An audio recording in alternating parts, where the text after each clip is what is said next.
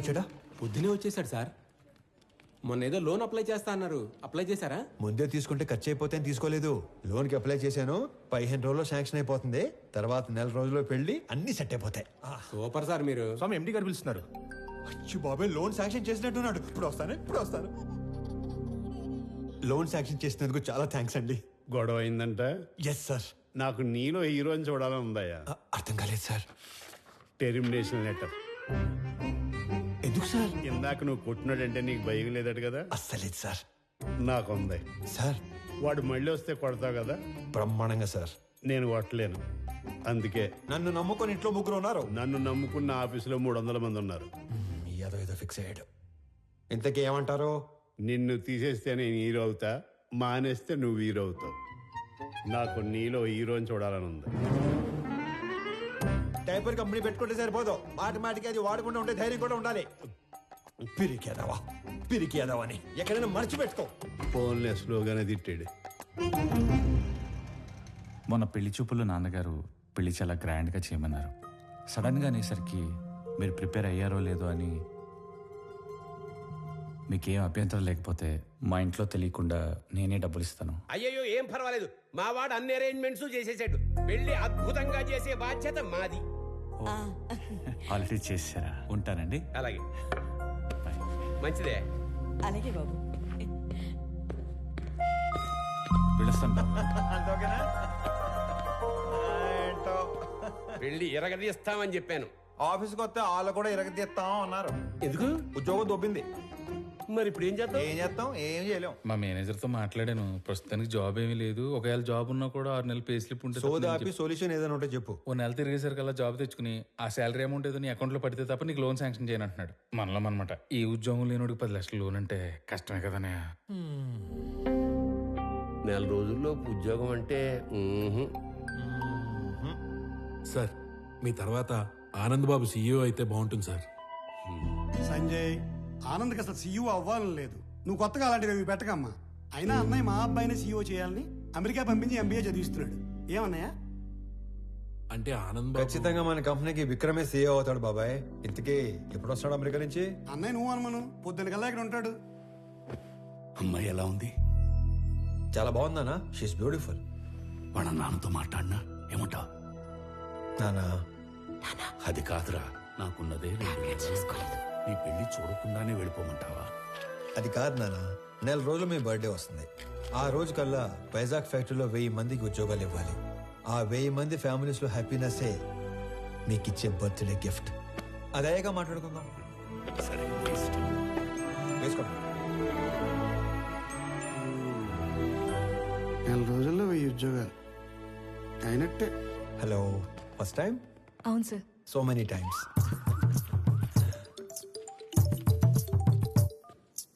Phone చేసి మాట్లాడదేంటి? Hello అన్నయ్య, బావ మీట్ అవుదామంటే కాఫీ షాప్కి వచ్చాను. నువ్వు పెళ్లికి ముందే మీటింగ్లు పెట్టుకుంటే.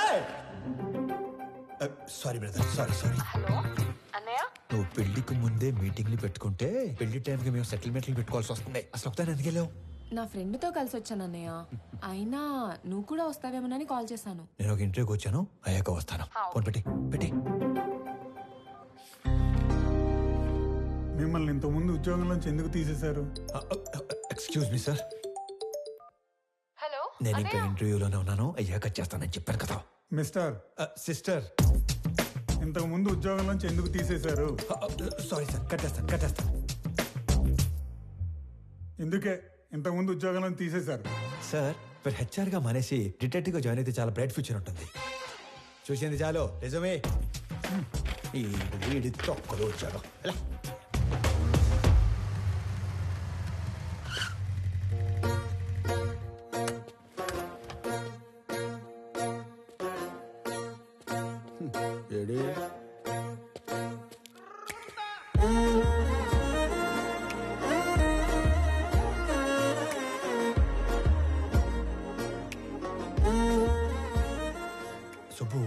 సుబ్బు ఎక్కడ? నేను సుబ్బు ఫ్రెండ్ని.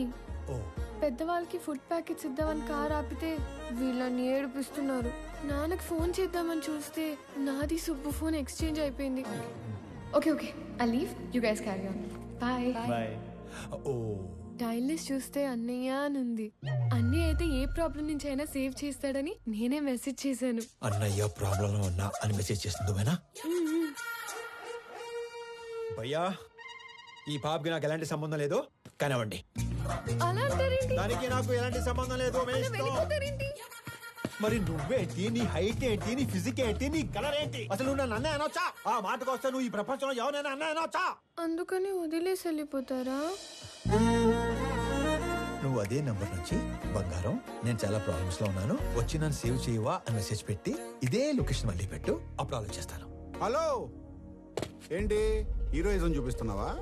అంతుందా? చూపించాలని నాకు ఉంది, అసలు నీకంత ఉందా? హీరోతో మాట్లాడుతున్నావు తెలుసా? ఎవడ్రా ఇటుకి నా డైలాగ్ ఇచ్చింది? నువ్వు మెసేజ్ చేస్తున్నావు లేదా? అబ్బాయి కన్ఫర్మ్, ఈసారి అడ్రాను, మీ ఇష్టం. హలో హలో ఓయ్ అడు రాడు గాని మనం చూసుకుందామా? బంగారం, నేను ప్రాబ్లంలో ఉన్నాను, వచ్చి నన్ను సేవ్ చేయవా? నేనే రానుకో అలిగాను. ప్లీజ్ రా, నా బుజ్జి కాదు, నా బంగారం కాదు, రా నాన్న.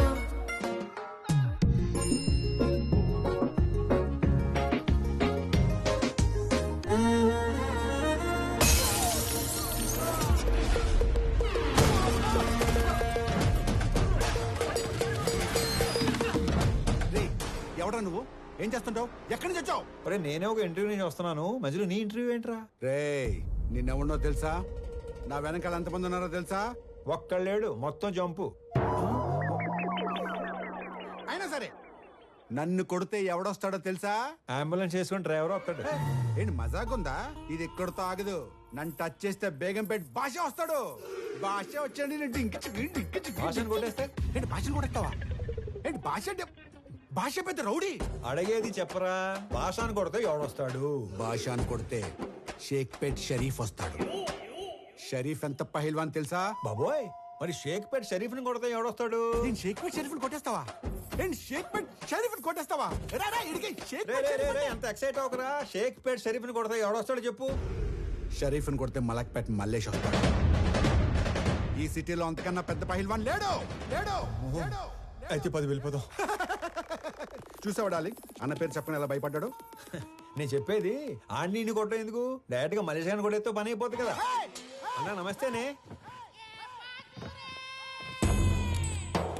బంగారం కూర్చో. చెబుతామే, ఏం కావాలా? కొట్టాలన్నా. తినే టైంలో వచ్చి నోరు తెరిచి కొట్టాలా అన్నావు. ఎవడైనా కొడు. ఎవరిని కొట్టాలా? నిన్నే కొట్టాలన్నా. తమ్మి మజాక్ చేస్తుండు. లేదు, నిన్నే కొట్టాలి. నన్ను కొట్టుడేంద్రా? ఆడు మా లేడీస్ తో ఎక్స్ట్రా చేసాడు.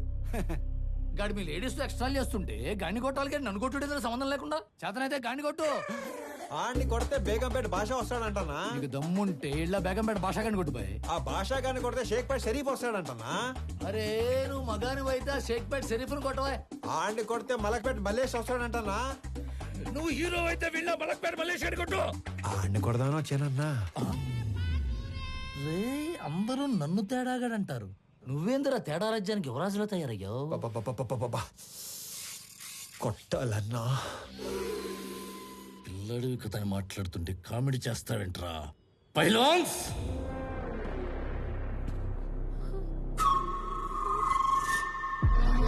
వీళ్ళు నా పోతులు, దమ్ముంటే ఏళ్లను కొట్టు. అమ్మో, నేను కొట్టనన్నా. ఏ భయమా? వాళ్ళు కొట్టాక కూడా నిన్నే కొట్టాలి. నేను నిన్నే కొడతాను మళ్ళు.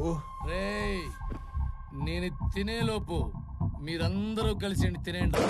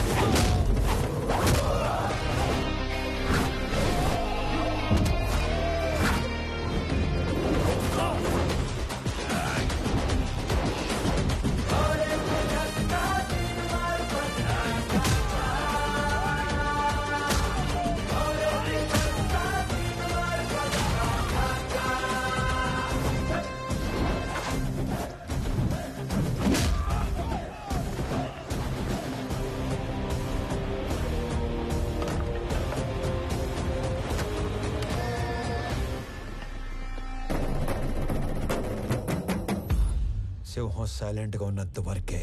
వన్స్ అది వైలెన్స్ లోకి దిగాక తర్వాత ఏంటి సగం చెప్పి ఆలోచిస్తున్నావు? పూర్తి చేయి. అసలు నీ ముఖానికి సగం వార్నింగే ఎందుకు వేస్ట్ చేశానా అని ఆలోచిస్తున్నాను. హలో వెళ్ళరానా? వెళ్ళు. రే అరుస్తున్నావేంట్రా? మళ్ళీ రాకు. బయలుదేరు. అమ్మడు ఆ మిథున్ చక్రవర్తి జంపా. ఓకే నడు. హలో హలో, మిమ్మల్ని వాళ్ళెవరో ఏడిపిస్తే వీళ్ళని ఎందుకు కొట్టారు? మనకి ఇంట్రెస్ట్ ఉన్న అమ్మాయికి ప్రాబ్లం వస్తే ఆ ప్రాబ్లం మళ్ళీ రానియకుండా చేయాలి. ఇంట్రెస్టా? పేరేంటి? ప్రణవి. పాప Pranavi, I love you so much. పేరు అడిగి లవ్ చేస్తున్నా అని చెప్తారా ఎవరైనా? పెళ్లి చూపుల్లో అయితే అప్పుడే పేరు అడిగి వెంటనే పెళ్లి చేసుకుంటారు. మే ఐ లవ్ యూ చెప్పకూడదా? ఎందుకు కన్సిడర్ చేయాలని నువ్వు ఫీల్ అవుతున్నావు కాబట్టి నా గురించి చెప్తున్నా. నా పేరు స్వామి. ఆ మధ్య ఉద్యోగం ఉండేది, ఈ మధ్య దొబ్బింది. నేను పెద్ద పతివ్రతనని చెప్పను గానీ పర్లేదు, కొంచెం మంచోండి. అందరి అబ్బాయిలాగా నేను ఇంతవరకు ఎవ్వరిని లవ్ చేయలేదు. ఫస్ట్ టైం నిన్ను చూశాకే వేణులు మోగాయని మాత్రం చెప్పను. 3 ఏళ్ళ క్రితం ఒక అమ్మాయిని గట్టిగా లవ్ చేశాను. ఆ అమ్మాయి నాకంటే గట్టిగా ఉన్నట్టు పెళ్లి చేసుకుని వెళ్ళిపోయింది. Bad luck. నాకు పెద్దగా బ్యాడ్ హ్యాబిట్స్ ఏం లేవు. ఎప్పుడో రాత్రి అయినప్పుడు 2 పెగ్గలు, ఆ 2 ఒంటరిగా ఫీల్ అవ్వకుండా 2 సిగరెట్లు. నీకేనా అలవాటు ఉందా? చిచి. అమ్మయ్యా బతికించావు. ఇకపోతే 1800 స్క్వేర్ ఫీట్ ఇల్లు, 21 inches TV, single door fridge, 2 wheeler బండి. ఇది నీ అత్తారిల్లు. అప్పుడే అత్తారింటి దాకా వెళ్ళిపోయావా? అప్పుడే అత్తారింటి దాకా ఏంటి? రేపు మనకి 2 పిల్లలు పుట్టాక, నేను నడుము మీద 2 మడతలు పట్టాక, నేను పొద్దునే లేపి జాగింగ్ పంపాలా వాకింగ్ పంపాలా అని ఆలోచించేదాకా వెళ్ళిపోయాను. కాబట్టి నువ్వు బాగా ఆలోచించి పెళ్లి ఎప్పుడు చేసుకుందాం డెసిషన్ మా చెల్లికి చెప్పు. సరేనా బంగారం? తొందరగా మీ ఇంటికి వెళ్ళిపోయి వెంటనే మా ఇంటికి వచ్చాయి. ఓ ఎక్కువ చించేయకు, చిప్పు దొబ్బుద్ది. గోకుంది చాలు, ఇంటికెళ్ళు. మిమ్మల్ని కలవడం ఇన్ని రోజులకు కుదిరింది. మొన్న చాలా బాగా మాట్లాడారు. మీరు స్టెప్ బై స్టెప్ పైకి వచ్చారు. కానీ నేను మీలా కాదు, షార్ట్ కట్ లో ఎదగాలనుకున్నారు. ప్రతిసారి మెట్టు మెట్టు కట్టుకుంటూ రాలేం కదా. అందుకే కమింగ్ 5 years లో ఏ కంపెనీ టాప్ లో ఉంటుందో వాటిని ఆక్యుపై చేసుకుంటున్నాను.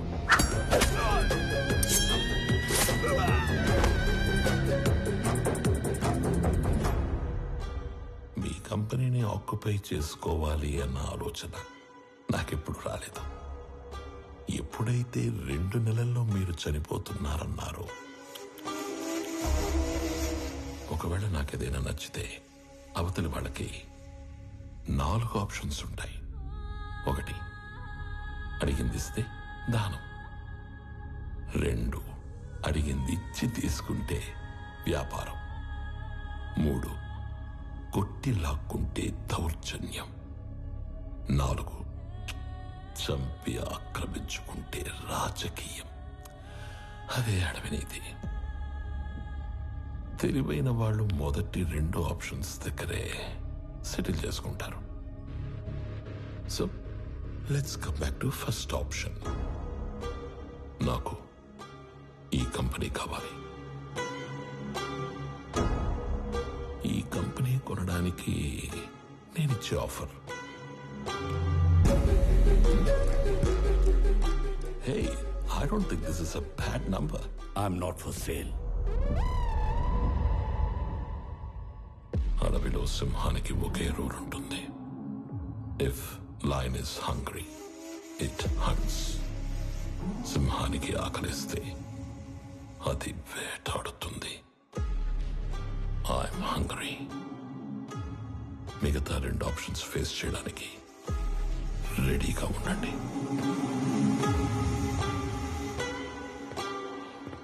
మొన్న మీరు ఒక మాట అన్నారు, I'm living successfully, I want to die successfully అని. అవునా? You might be living successfully, but you are not going to die successfully. రెండింటికి మధ్యలో నేనున్నాను. కలుద్దాం.